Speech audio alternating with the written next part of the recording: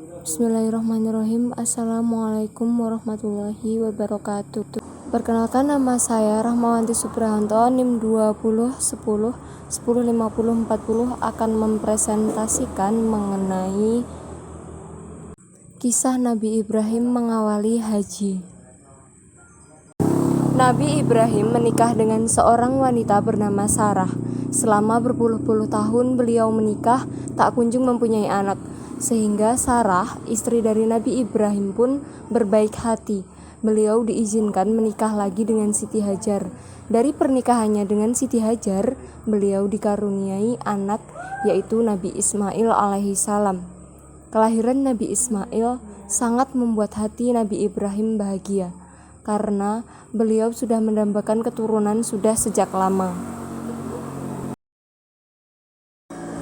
Kebahagiaan Nabi Ibrahim ternyata membuat hati Sarah merasa bersedih. Nabi Ibrahim mengadukan permasalahan ini kepada Allah Subhanahu wa Ta'ala.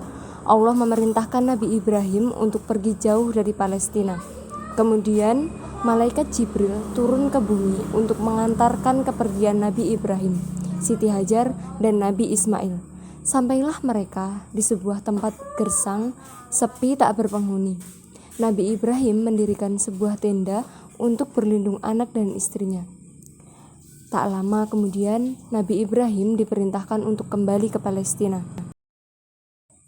Ketika ditinggal oleh Nabi Ibrahim, tiba-tiba Nabi Ismail menangis keras karena kehausan. Siti Hajar pun mencari-cari sumber air di antara bukit Safa dan Marwah. Kemudian ia berlari-lari di antara kedua bukit itu selama 7 hari. Peristiwa inilah yang menjadi awal mula ritual sa'i.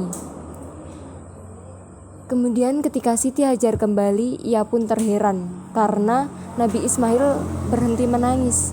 Ketika itu pula, ia melihat air mengalir dari bawah kaki Nabi Ismail. Siti Hajar penasaran, kemudian menggali pasir. Ketika sedang menggali, ada air yang memancar. Ternyata di situ terdapat sumber air Zam-Zam yang masih ada hingga saat ini.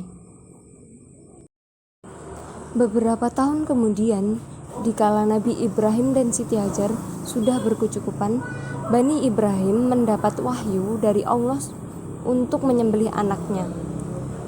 Di satu sisi, Nabi Ibrahim harus menjalani perintah Allah. Namun, di sisi lain, beliau merasa sedih karena artinya beliau harus kehilangan anak yang sangat dicintainya. Kemudian Nabi Ibrahim menyampaikan perintah Allah itu kepada Nabi Ismail dan Siti Hajar. Dengan lapang hati, Ismail dengan rela dikorbankan jika memang itu perintah Allah Subhanahu wa Ta'ala. Dan tiba saatnya Nabi Ibrahim disembelih. Banyak sekali setan yang mengganggu proses penyembelihan tersebut. Dengan sigapnya, Nabi Ibrahim melempar batu ke arah setan yang menggoda proses tersebut. Dalam proses ritual ibadah haji, ini yang menjadi asal mula prosesi lempar jumroh. Setelah melakukan haji dan mendistribusikan air Zam-Zam, Nabi Ibrahim berdoa kepada Allah Subhanahu wa Ta'ala, sebagaimana doa yang tercantum dalam surat Al-Baqarah ayat 126. Setelah membangun Ka'bah, Nabi Ibrahim dan Ismail melakukan ibadah haji. Pada tanggal 8 Zulhijjah, Jibril turun dan menyampaikan pesan untuk mendistribusikan Zam-Zam ke beberapa tempat seperti Mina dan Arafah. Hari itu pun dikenal sebagai Hari Tarwiyah atau Hari Pendistribusian Air. Selesai melakukan dua hal tersebut, Nabi Ibrahim berdoa kepada Allah seperti yang tercantum di dalam Al-Quran surat Al-Baqarah ayat 126. Yang artinya, dan ingatlah ketika Ibrahim berdoa, ya Tuhanku, jadikanlah negeri ini negeri yang aman dan berikanlah rezeki kepada penduduknya yang beriman di antara mereka kepada Allah dan hari kemudian.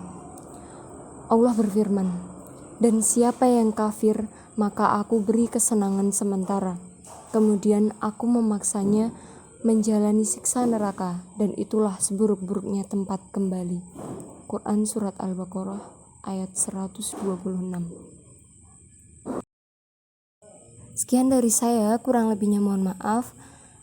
Semoga dapat bermanfaat bagi kita semua. Wassalamualaikum warahmatullahi wabarakatuh.